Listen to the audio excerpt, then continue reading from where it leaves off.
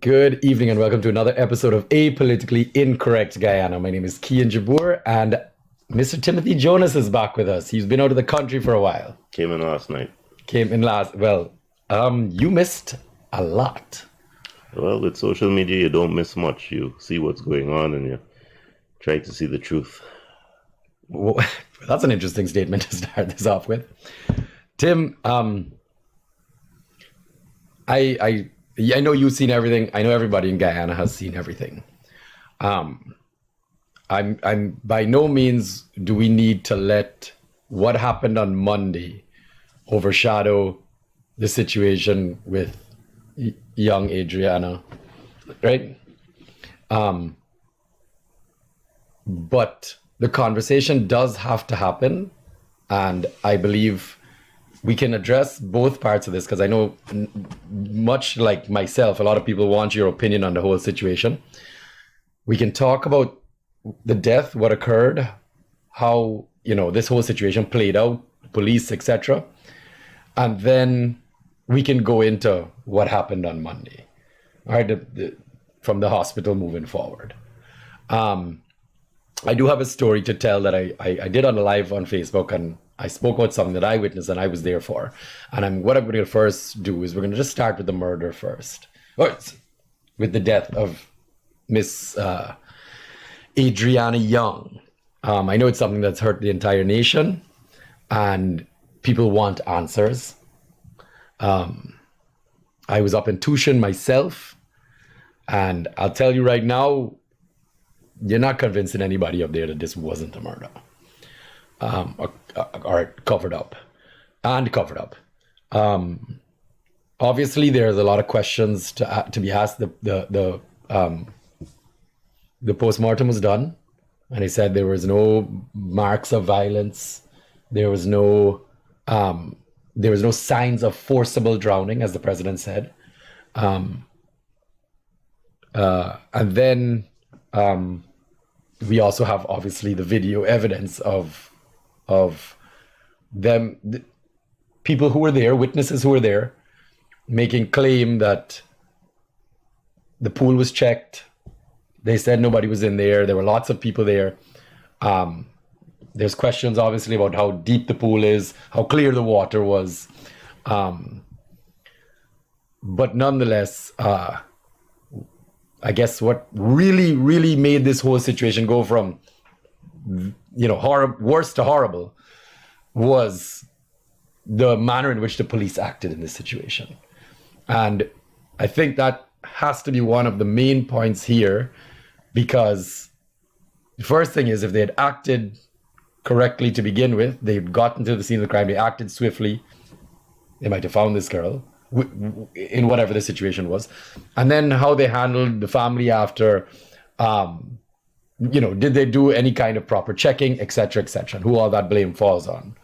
I'm going to let you, as somebody who watched it all unfold, give your perspective on it. And, maybe we could, and then from there, we could just quickly discuss as much as that about as possible, as much as facts that you have, and then move to the police and the Monday situation. Yeah. This one was tough. I'll tell y'all something that you may not know. I have an 11-year-old daughter, and she wrote Common Entrance this year. And one of my chores and one of my joys is picking her up from school in the afternoon.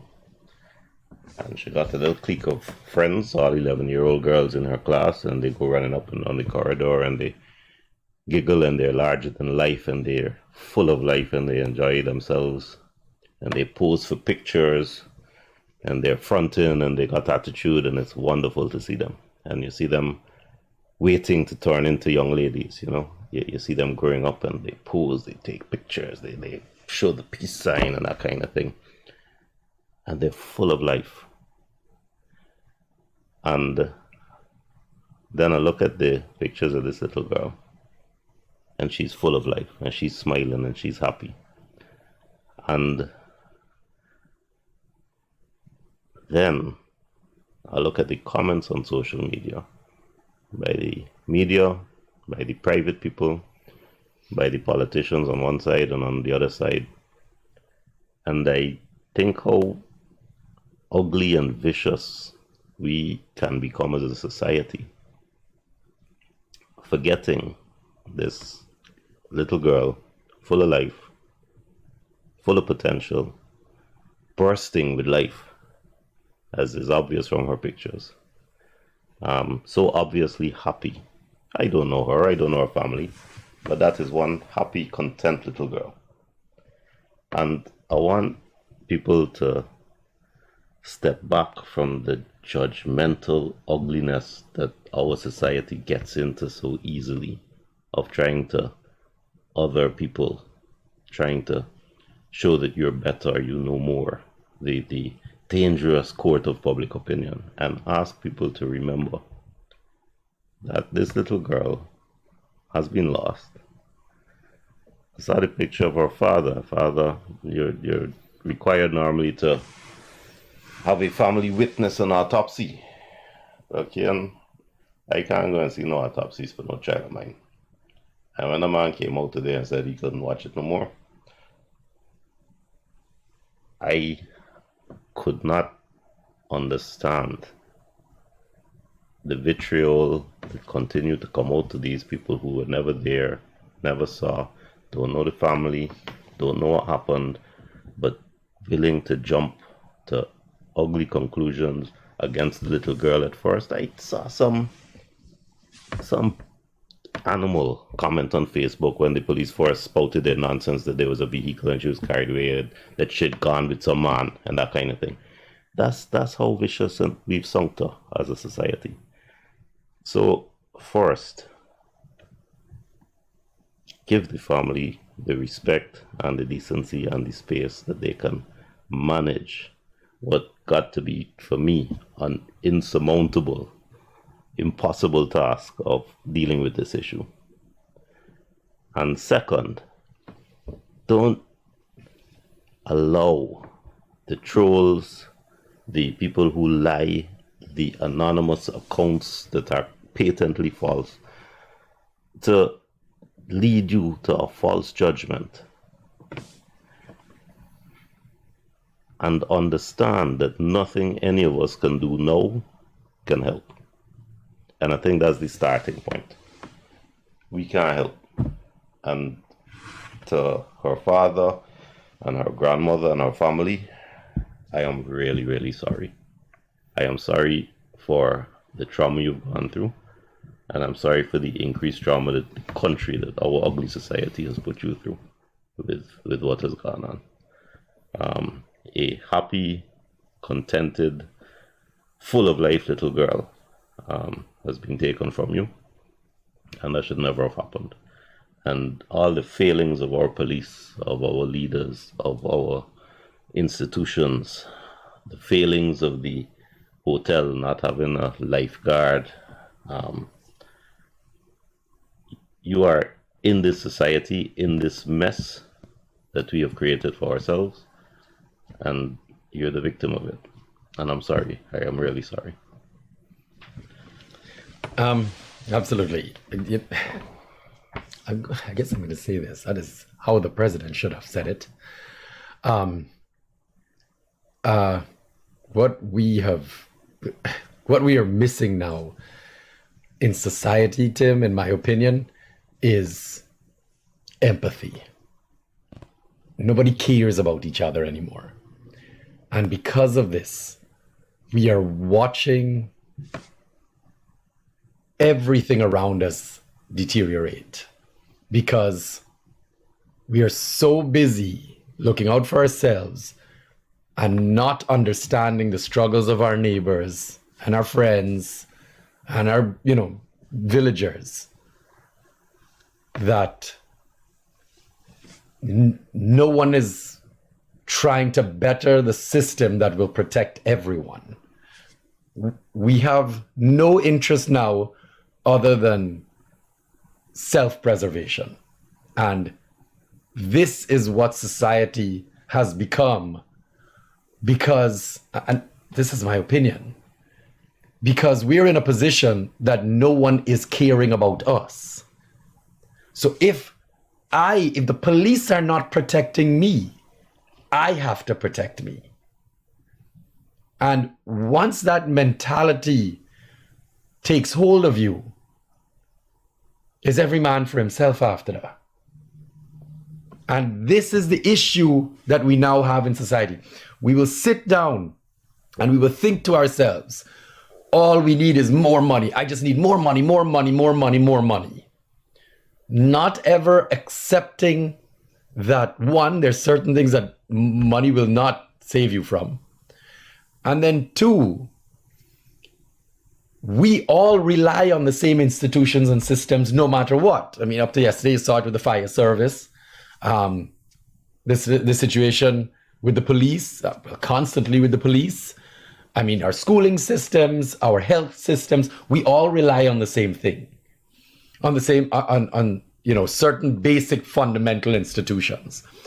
But because, again, we are so busy fighting for ourselves and figuring out and navigating our way to self-preservation and to protect our family and make sure I am good and mine are good, that we have, it's almost like we've forgotten, or I guess we've never really understood, that if this ship sinks, they ain't got no part of the ship that can stay floating because of who you are in society or because of how much money you have.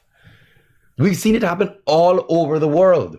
And until everybody wraps their head around, we are only as strong as our weakest links, something that we preach here all the time, then we are going to continue to fail. We are going to continue to degrade as a society. And we watched that on Monday night. It was not the rich people. It was not the middle class.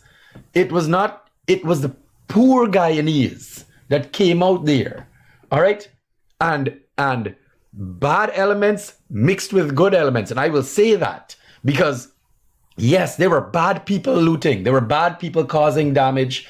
But when you looked over the river when this first happened, those were all groups of people out there burning tires on that road, demanding justice at that time. And this situation that occurred on Monday was thousands of people across the country. This wasn't one group of people that just decided, I'm going to ride my motorcycle from, you know what I mean, from all the way up the coast, from Barbies all the way to Tushin, and then up the East Bank and light fires as I go along. That's not what happened. We watched groups of people that our society has failed. That's it, exactly. And I think that's where we gotta go. And every time you say it as an abstract, society has failed them, it becomes too academic and hypothetical and people stop listening. Agreed. Until it resonates in a real life experience like this, a tragedy like this. And you look at how this police institution, as an institution, has failed. You look at how the planning, the housing and planning and regulation of public places has failed, where you can have a hotel with a pool and the safety precautions clearly aren't there, but should be there and should be monitored. Now, Guyana is a place where you hear about a child or a young adult or an older person drowning every now and then. You hear about it at splashmans. I remember at Loku swimming pool that's now obsolete. Tower pool. A creek not too long ago up the highway. Creeks. And they had a big thing about putting in lifeguards. And clearly nothing. And every time it happens, the pundits come out and there's this hue and cry.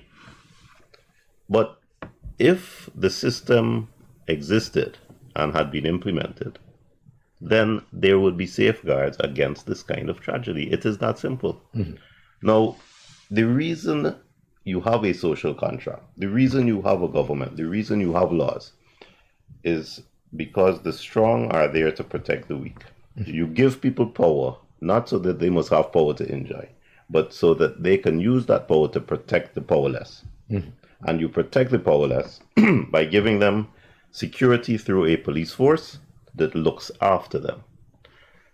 Look, I go through in my mind, grandma or whoever it is calls the police to say my grandchild is missing, and the police come, where is the child? Where was the child? Where did you last see the child? I would like to know the people who were present at the pool on that day. I'd like to know how many people were there, because everybody has a picture in their mind of what happens, and they say, but if you got a crowded place, how does a child drown? I don't know if the place was crowded. I don't know how many people were there. But a competent police force would coordinate off, would get names of the people who were there. Competent police force would ask who's the lifeguard on duty. A competent police force would comb that water thoroughly. The only person that I saw who tried his best to give accurate information concerning that pool was Critic, who I saw a video where he walked around, and he's no professional, but he did what he could. He walked around with a video camera showing the water in the pool. It was in the evening. We don't know how murky the water was. We don't know if the lights were funny so that it refracted off of the pool. So we don't know if we were able from Critic's video to see the bottom of the pool. We don't know. So if someone comes to me to ask, was the child in the pool, at the bottom of that pool, when Critic took that video? And kudos to Critic. Let me say, he really tried to present the truth, which 90% of our society has clearly avoided trying to do. I would have to say I don't know, because I do not know if the water is clear and you can see the bottom. And I'll invite people, because I've done it. It is in me to try to reach the truth. And I've gone on Google and I've looked at swimming pools. And if you look at Olympic pools and those pools that have lines on the bottom, you see the lines on the bottom. I saw a program done by Akani Blair from Linden, who talked about water refraction, water refracting light so that the pool looks shallower than it is and that kind of thing. I saw another picture of that same pool where you saw where water was flowing in as part of the pumping system. I don't know, Kian. I don't know. But apparently, 99% of Guyana knows. I guess they went. I guess they cordoned off the area. But if the child was there at the bottom of the pool, that is a failure in the police who should have checked the pool. If people were there and checked, good. Public-spirited citizens must help. But public-spirited citizens are not professionals. The next day, you saw a body floating in the pool. So again, I checked. I'm trying for the truth. I learned, being no expert, on Google, that a drowned body sinks to the bottom as the lungs fill with water. And over time, the body floats back up because decomposition makes gas expand in the body. It happens more quickly in a warm environment than a cold environment. So in a cold environment, it may take 3 to 5 days. In the winter, it might take a month. But in a tropical situation, it takes a shorter time. Was that enough time for that child to float to the top? It was, because that child was floating the next day. And the same pathologists who examined her, including someone chosen by the family, said she drowned. So we know that she drowned and therefore her lungs were full of water. We know that she was in that pool floating the next day. Whether she was taken out of the pool in the interim, I don't know. But this is what I do know. I do know that Guyanese citizens and Guyanese politicians have used this opportunity to other Guyanese in a way that is indefensible. I've heard people talking about sacrifice, human sacrifice and witchcraft. We stopped burning witches 400 years ago. How is it that somebody, and when I say somebody, I mean 30% of this ugly society that we're in, can start talking about that? I would challenge any of them to give a single shred of evidence to vindicate an ugly theory that has no basis in any facts that are put forward and are designed solely to convict someone that they've never met, who doesn't look like them, who's not in their financial class status, but just to vent their own frustration because they don't have faith and legitimately don't have faith in the institutions. It is inexcusable that the police force can say a car came and they have video evidence of this little girl getting into that car.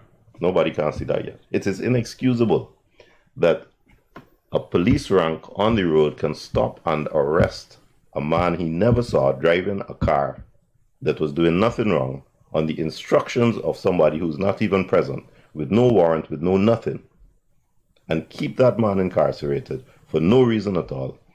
That is another helpless individual who has not been protected by the laws in the system that's supposed to protect and help the people who are not powerful. So step by step by step, we are seeing a failure in our institutions, a failure in our systems, and a lack of competence by the people who are in the system. So when you finish getting over your rage and your anger, do you go back to work the next day having vented? Or do you take the responsibility that all of us have to as members of this society to say, it's not good enough as it is. What problems are surfacing that need to be fixed, and where do those problems lie? People don't remember this, so let me remind you. In 2020, the government tried to remove the Police Service Commission and replace them with government people.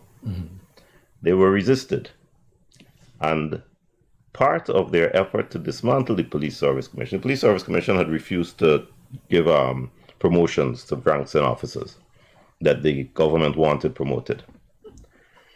They charged slow with a criminal offense. So they were able, and they did some other things, were able to disband the Police Service Commission, replace it, and all the people that they wanted to promote, they promoted. Now, in this same episode with this little girl, the defenders are saying the police have nothing to do with the government, they have to do their own work. So let me say this to you. If you have a police force that knows that their promotions depend on loyalty to the government, then competence is not a criteria, it's not relevant. And if competence is not relevant and only loyalty to the government is relevant, then guess what? Nobody trusts you. Nobody trusts the police force because of that. So what we are seeing now is we are seeing a manifestation of something that has happened repeatedly in the past. Shaka Blair, Buxton. Johann C. Douglas, the student shot on Sheriff Street. The issue where on the seawall, where some folk on the roof, one person got shot. The policeman following and shooting a boy on board a market. The episode in Dartmouth, as Kibo. Thank God they saw that one in Linden the other day on camera. The one in Linden. You got to see what exactly occurs. Now, again, every time something happened, hue and cry. Every time there's a hue and cry, 2 days later, everybody's forgotten, gone about their business. And you hear from the defenders, let the system work, let the system work. How can the system work if there is no autonomy, no independence in those institutions so that they cannot be professional and do their job? And over time, competence becomes secondary to political loyalty, so they can't do their work. And then at the bottom, the powerless do not trust you anymore. We talk about one Guyana. You just talked about poor people. Let me tell you a truth about poor people. They don't care because they have nothing to lose. And this is not a new theory. This is ancient Greek philosophy. That if a man has a house and a wife and children, when others are looting and running rampage on the road, he will be in his house, safeguarding his wife and his children and his assets. But when you're poor, you don't have house, you don't have assets, and therefore you will be on that road collecting your TV because you have nothing to lose.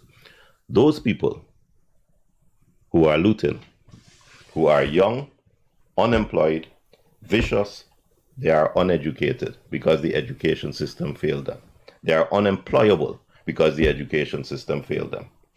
They can't get jobs, they have no money, they have no choice, and they are angry. And they weren't born this way. And the defenders who implore them, who come in reasonable tones, reasonable language, saying, come on, we must have peace. They don't want peace. What they want is a return to the status quo. where they can drive their nice vehicles to work, their nice vehicles to the mall, do their shopping, go back to their gated communities, and pretend that those poor people who are looking at them on the road don't exist. But let me tell you, one Guyana, those poor people exist and they see you and they hate you and they don't care. And unless we have a system that educates them, provides them with employment, provides them with a way to gain employment, even for the ones that it's too late for them. So give them unemployment benefits, give them something that they can hold on to, that they feel they have to protect when others are looting. If you can't do that, then your status quo is not driving safely to work and driving safely back home. It never will be. And we will never be one Guyana. I like this question here, and I think it's important to ask, because this is what they don't understand. And I'm going to be fair to the person. I don't know who asked it, but I'm going to be fair to the person who asked it. The person said, how can the education system have failed them when education is free? And that's the kind of thing that you have to address, that people, sorry, Tim, there's one thing I've learned is people can't look at the whole picture. They can't look at the economic situation. They can't look at accessibility. They're not there. They can't understand that if the parents were uneducated, how this creates a cycle. And I think it needs to be explained. And I'm not even going to go into the fact that our education system itself has the flaws. You have to discuss why certain people don't go to school. You have to address the situations that people in those parts of society have to deal with when it comes to education. All right. Education being free has absolutely nothing to do with the quality of education. The quality of education is reflected in the quality of teachers and teaching. And the fact is that after police, our teachers are paid the worst of the public servants. The teachers who are the most prosperous are the best teachers, who teach 25% of the time and then give lessons 75% of the time and make a load of money giving lessons. But I can tell you from my own knowledge that there are children, I'll give you an example, Enterprise Primary School, who just wrote common entrance, who cannot spell BAT. The reason for this is that although they go through the process of waking up every morning and go to school, they are not taught. They are not taught. And this is the truth. This is me telling you this, because I know this and I'm referring to a school that I know about. So when you talk about education being free, under the British, primary education was free and it was a solid education.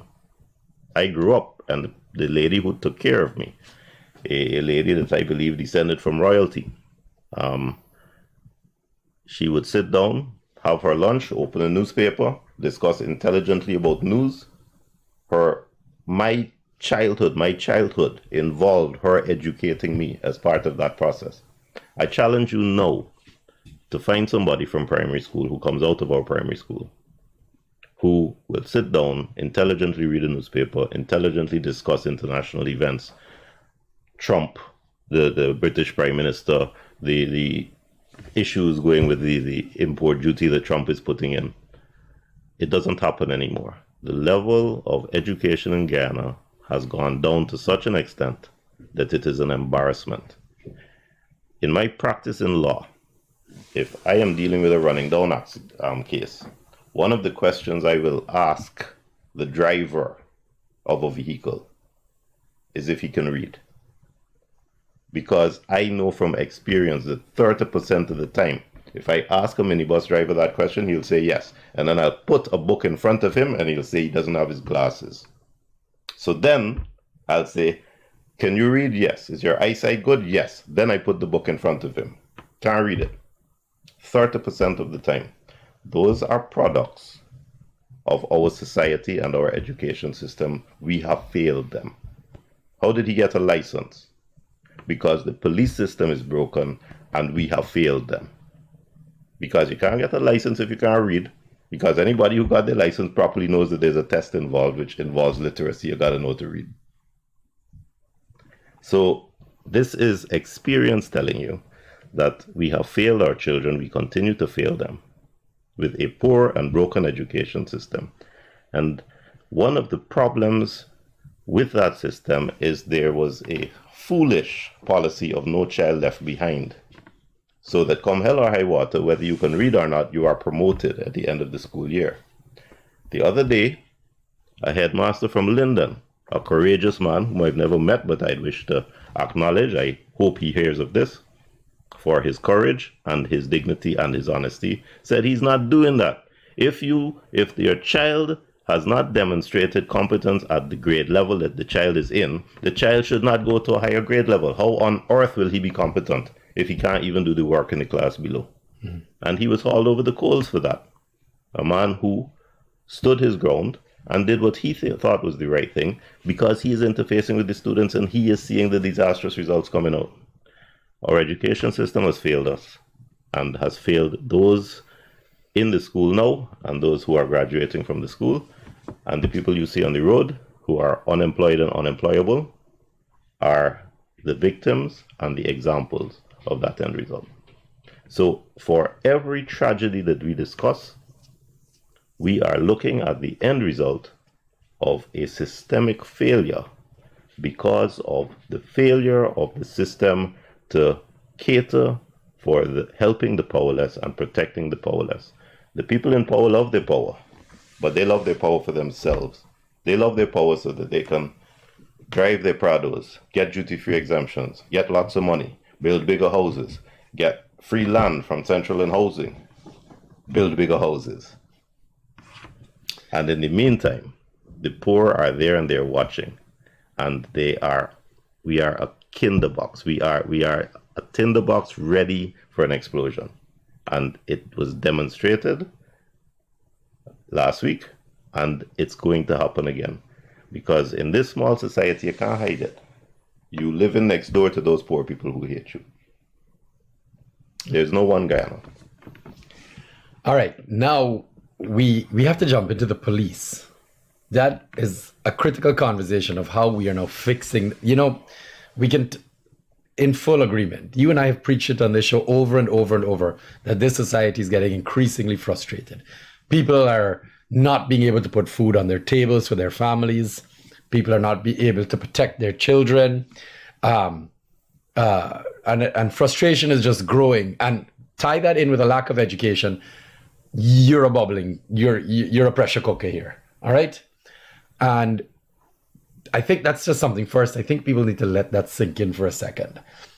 People need to understand that what you saw on Monday is what our status will always be unless we fix it. And again, us here that are educated, earn an income, have the voice, have the influence, have to encourage a system to be fixed, or we will all sink with this ship. Okay? This is what I think. This is something that, we try to speak it, but I think the main message you and I preach here week after week after week after week is understanding that the responsibility to fix Guyana is ours. Well, it's interesting you said that, the people who have a voice, because something that is bothering me is that I believe that the larger responsibility rests with the educated middle class, the professionals, the business community, the academics. They don't help. In Guyana, there's something wrong because they have their bubble. As you say, when the society is fractured and breaks down, you have to protect your own. And they live in the comfort, in the misguided belief that if the policeman stops them on the road, they can pick up the phone and call some officer who's their friend. Or if they run into trouble, they can call some political person who's their friend. Because in our small society, you always got a friend. And they take comfort in that. But what that same middle class doesn't realize is that when they go that route, they're not safeguarding, they're not becoming powerful. They are even more helpless because they are condoning a system that is perpetuating the kind of incompetence we saw in the police investigation with Adriana. And when you encourage that system which inculcates that kind of incompetence, what it means is that when you're hit, When your child gets knocked down on the road, when your home gets broken into, when your business gets broken into, when you're robbed, when you're the victim of a crime, those people can't help. The police do not have the competence to come and help because they have been, over the years, tainted and trained and molded into political machinery that, at the beck and call of the government of the day, will arrest a Roger Luncheon and an Irfan Ali and a Nandalal, or if the government of the day will arrest a James Bond and go down that route and a Jordan on political instructions. There you go. And that is done That's key. at the sacrifice of true competence, true autonomy, and true professionalism. And that is why those same poor people you're talking about who truly are powerless, because when the police confront them, there's nothing they can do. They don't trust them. Yeah. There is no trust that here is a force, here is an organization who will look after us. Yeah. That's the problem. I like that you hit the nail on the head here and on something. And I think people have a problem because the government is doing their best to avoid the connection that they have when it comes to control over the police force. And you just said 4 examples. You had Singh and Brassington arrested under government instruction, but to the police. Irfan Ali, Roger Luncheon, Irfan Ali, Nandalal, Anil Nandalal, all under arrest through under police. PNC regime. Under the PNC regime. And the shoe on the other foot. Shoe on the other foot now. You had Winston Jordan. You had James Bond. You had, multiple others. Head and all of that. Nissa, exactly. So I would challenge anybody to tell me that the police force is an autonomous unit and not answerable to the politicians. Right. I would challenge anybody to tell me I'm wrong because I'm giving examples. Tell me I am wrong. Correct. And that. And if that's the bottom line, right? If the force that is there to protect and serve and to be autonomous and professional and competent and to look after the powerless, if that is not happening, then how can there be trust? And they are answerable to the politicians. Then you cannot say that when something happens, it has nothing to do with the politicians. That's right. You guys, that cannot be any more clear at this point. The politicians that are trying to run and hide and scapegoat now from responsibility for a system that has failed under their management. No. If I'm to be proved wrong, this is what I would like to see. I would like to see the public informed of the police who said there's a video of this child going into a car, of the police who gave instructions for the arrest of the driver of the car. I would like to see that. I would like to see an investigation that produces all of those names and informs the public what disciplinary measures have been taken. Or, please surprise me. I promise you, no one will be happier than me. Surprise me with the video so that I can say my confidence is restored. These people did the best they could with the information they had at the time, and there was a video. Surprise me. But whichever way, will there be an investigation or not? Because if there's no investigation, then to my mind, there's complicity and protection of your own, which is something Guyanese know about. Yeah. This situation now, though, Tim. I mean, I know when I'm here, it's a much more outward pouring of frustration. When you were here, we walk down a little bit more a line of. It's always about systems, and correct. And maybe part of my training is to try to distance myself and be objective, because it is easy to say this country is so rotten. The society has demonstrated that we are on our last legs in terms of humanity, in terms of milk of human kindness, in terms of generosity and charity that you don't see. That go over the cliff.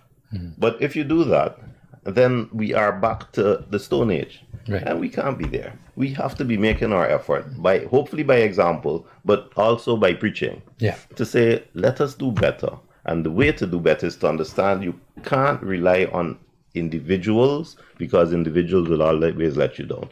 You have to ensure that your systems and your laws are there to protect the people who don't have power. Yeah. without political interference. That's the only way, because the politicians have power. So if the politicians control the institutions, then they will control it to maintain their power, not to protect the people. The people who don't have power are the people other than the politicians. There you go. Now, we have to be solution-based. And I'm getting a lot of comments, which I like. First of all, there's... Anyways, let me not get into the comments, but because there's some really nasty comments here. And it's sad because it's all coming from them. They would make a comment, PPP all the way, PPP right through, and then the next comment would be, if I see you, I can lash in your mouth with a 2x4. And you're like, okay, so this is the type of supporters that are behind the PPP. Okay. Anyways, nonetheless, the questions are always how y'all could fix the system. And it's being questioned by the same vicious PPP supporters. But here, the question is, it's a genuine question, because they don't have the answers either, because they're sitting frustrated themselves and they've been convinced to hold on, don't worry, we can fix it after you vote for the next election. And it's been a cycle over and over. And now they're sitting here saying, well, nobody can fix it. And that is the issue in the country mainly now. Everyone feels like we too far gone. This just can't be fixed anymore. I want to just simplify. We've done it with GPL. We've done it with Gaisuko. We've done it with so many other organizations. We fix them right here on this show. Now, how do we fix the police force? Okay. I know this is not going to take long. Go over it. It's not difficult. The Police Service Commission is a constitutional body, and it is structured in a way that the government of the day really has control over how to appoint the majority. So the government controls the commission, and therefore controls appointments, dismissals, discipline, and promotions. Again, if that commission had 2 government members, 2 opposition members, and a 5th member from the third force, whichever the third force is, AFC or whatever third force, you would suddenly have a police commission that is manned, is controlled, the majority, by whoever is out of government. Now, remember, my mantra, and I keep saying, a system has got to be there to protect the powerless. Government is powerful. Whoever's in government, PNC, PPP, doesn't matter, they are powerful. If they can control the police, then you have the powerful controlling an arm of the executive for their own benefit. They must not control the police. And the way to do that is to put the control of the police through the Police Service Commission in the hands of an opposition. So I don't care if it's PNC in power or PPP in power. For my lifetime, it will be one or the other. But whichever of them is in power, the other party, the opposition, the one not in power, must have that control in the Police Service Commission. Be specific, though, because you're going to run into, obviously the questions are now going to be, well, then what's going to stop the opposition from using it as a tool to harm the government, to cause problems? Well, the body of laws that is there makes the president the commander-in-chief. Mm-hmm. The system that is there will not allow the PNC, let's assume the PNC are in opposition, to call the police commissioner or the deputy commissioner or an assistant commissioner or anybody to say, I want you to do this. Because there are only 2. There are only 2 seats in that police service commission. Mm-hmm. And the government with its 2 seats can go to the third party and say, how is this happening? So that third party is the balance between the 2. Now, you may criticize and say, that's what we got with GCOM and it never works. And I hear that nonsense all the time. It worked in GCOM. Because when there was an attempt to rig the elections, the public were immediately notified, because the weak side of GCOM came out on the road immediately after the meeting and said, there's a problem. That is when light was shone on it. Light is the enemy of corruption. And at the end of the day, despite efforts from the people to corrupt the process, the system worked. And the party that should have won government in 2020 did win government in 2020. So it worked. But the thing is that we have individuals that are so accustomed to corruption, accustomed to manipulation, that they will continue to try until they begin to have faith in the system. But at this stage, what you need to do is ensure that our institutions are there to protect the people out of power. And the way to do that is to ensure that the people out of power have that swing vote at that level. Now, I actually had mentioned something on my live, which was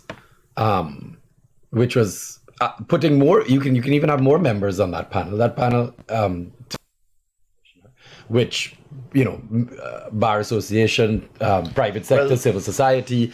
I mean, I even went as far as saying, even CARICOM, you can have international representatives. here's the thing, Kian. The more you do that, the more complicated you make it, it becomes opaque, Okay. and therefore more malleable. People can manipulate it. So, for example, the Private like Sector it. Commission, Uh-huh. they are entitled under a number of laws to appoint a member to some various commission or something. Private Sector Commission is PPP controlled. So it looks nice, Private Sector Commission. It's a PPP body. So as soon as you start doing that, the government can tout it and say, look how transparent we are. We have all of these Right. non-political agencies involved. But at the end of the day, if they are controlling each of those non-political agencies, you have the same end result, but it is more difficult to discern. It needs to be as transparent and as simple as possible. Simplicity helps transparency. Okay, that's fair. That's fair. I appreciate it. Once the police commissioner is chosen independently I'm and sorry has to interrupt autonomy, you. go ahead. I want to give another example. GPSU, Public Service Union. I focus on the Private Sector Commission because it's a PPP body, but I am making a conscious effort to point out both I sides think are the teachers equally union wrong. as well. Yeah. So if you look at the Yeah, teachers yeah. union, Yeah, if yeah, you look yeah. at GPSU, I know where you're going. You Gotcha. have entities that it might look good on paper, all these people are involved, but they are PNC organizations and will go along with the PNC front. So you can't have it opaque. It's got to be as simple as possible. Yeah. No, I like it. And people need to understand, and we have to speak about the voting patterns now. And people have to understand that that's where their power mainly lies. In understanding that this winner-take-all system cannot work anymore. What you are looking at with this two-party system is obviously failing. We have progressed, we have found oil, we're rich, yet We're poor. 1 week ago we have seen how poor we are. Okay? And people have to understand that is because one group of people runs this country with their own motives and intentions to benefit themselves. Okay? So the powerful control parliament and control parliament for their own ends. Yeah. So parliament needs to be controlled by somebody other than the powerful, Right. controlled by something other than the government. If the government has a majority in parliament, then parliament will be run to maintain the government in power and for the benefit of the government in power. That is an unacceptable situation. It leads to a democratically elected dictatorship, which is what Guyana has had. That's right. For its entire independence, except for a brief period of mismanagement of their swing vote by the AFC for 4 years. Yes. I sat down with somebody yesterday, and you know what they told me? They said, I can't vote. I said, why? I said, you have to vote. Voting is the most important thing for you to. They said, you're asking me to choose between police covering up children's murders and rigging an election. Exactly. How am I choosing any of those two parties? So you've got corruption, you've got incompetence, you've got rigging, you've got dishonesty, and you're between the devil and the deep blue sea. Yeah. And when that happens, you go back to race. There you go. There you go. Guyanese will vote race. Until the epiphany hits them, as it hit me many years ago, that by doing that, I am participating in the enormous problem that Guyana has. Because if you have ethnically based parties, whether you vote for your ethnicity or you, by some insanity, go and vote for the other ethnicity, you are promoting the problem. You are part of it. So do neither. Find a third ground. There's going to be third parties. I do want to make that clear to everyone out there. There's going to be third parties that are running in this election. All right. All of them have not come to front yet. We don't know until nomination day. All right. But I've already seen a couple of them signaling. So there's going to be options out there. My advice, my only advice when it comes to voting is spread the power. You can vote for anyone except PPP and PNC. And because of that, that power will be distributed across the board. And again, once they don't control parliament, they won't be able to use these fear-mongering tactics and economic, manipulation, etc., to keep people in check. There's no other way to say that. Right. Everyone right now that isn't saying anything, that isn't doing anything, is doing so out of fear. Not because they don't think the system needs fixing, but they're not doing anything or not saying anything because they're scared. Now, let me tell you about the terrorism act. Because all these people, 100 people charged. No, it was 15. Well, sorry. Yeah. It was a lot more of them that were looked at. Brought in, correct. Some were charged. 15 charged. Yeah, go ahead. As I remember that act, and somebody will correct me, I'm sure if I'm wrong, but the penalty is $500,000 fine or 10 years in jail. Now, I don't know what act of insanity can lead to a comparison of 500,000 or 10 years in jail.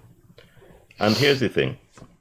Those same poor people who hate you, and I'm speaking to the politicians here, I'm speaking to the people who are in power, I'm speaking to the people who think they want things to go back to the cozy, cushy status quo of your gated communities and your luxury vehicles. $500,000 is a mountain for those people. You could pay it like that. How is that equated in a piece of legislation? So if you're charged, you pay $500,000 and go home, take that out your pocket. If they're charged, they got a serious problem. That's not justice. That's not justice. But that is how the powerful use Parliament to perpetuate their own power, by terror, by intimidation, and by victimization. We need fairness. We need a system that protects the powerless, not the other way around. Absolutely. Somebody's asking a question here. They want your opinion on leader of the opposition calling for an international investigation by an international organization with this. And this is going back to people not trusting the police. That's exactly what it goes back to. Yeah. So here you go. We don't trust our institutions. So the leader of the opposition calls, as they always will. In 2020, the PPP called for all the foreigners to come and help count votes. For foreigners to come in. First of all, I find that embarrassing. Okay, if we're a country, we're a sovereign nation, we need to put ourselves in order. I mean, a little country like Barbados, a couple 100,000 people, 12 square miles. You don't hear them calling for foreigners to come in and solve their problems for them. What's the matter with us? But that's my gut response. My answer is that there is competence in this country to get it done. But there's not the will to get it done. And me and Kian and you, whoever you are who asked the question, and I thank you for the question, we could talk cheese. Unless the powers that be accept that they have to take steps to relinquish their own grip, to allow the systems to be autonomous and independent, nothing's going to happen. And we have to accept that, and we have to push them. And the only way to push them is not to give them the majority in Parliament in 6 months when we have elections. Allow the opposition the majority in Parliament. Let a large multi-party opposition, even if it's two parties, doesn't bother me, it has to be at least two, control Parliament and start passing some laws. The opposition will have a learning curve as well, because right now, let me tell you, they're hopeless. They're equally incompetent. But it's the only way to get it done, because right now, the powerful pass the laws to perpetuate themselves in power. All right, guys, on that note, this was a fantastic conversation. I hope everybody had an opportunity to hear something a little bit more balanced here and understand this predicament we're in on a more holistic view. We are going to be back here next week, Friday.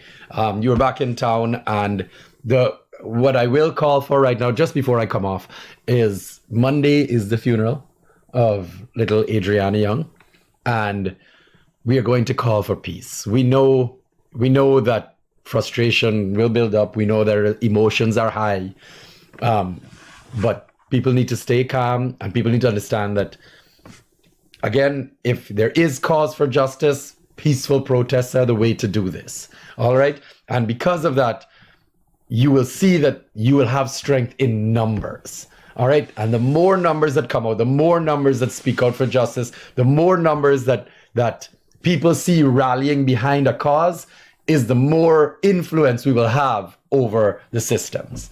And that's the key here. All right? It has to be peaceful, and let the show of force be in our numbers all coming out together. All right? But it can only happen if it's peaceful. All right, guys? On that note, take care, everyone. Next week again, hopefully we have something more pleasant to talk about. Yes. All right. Take care, guys. Have a good weekend. Bye-bye.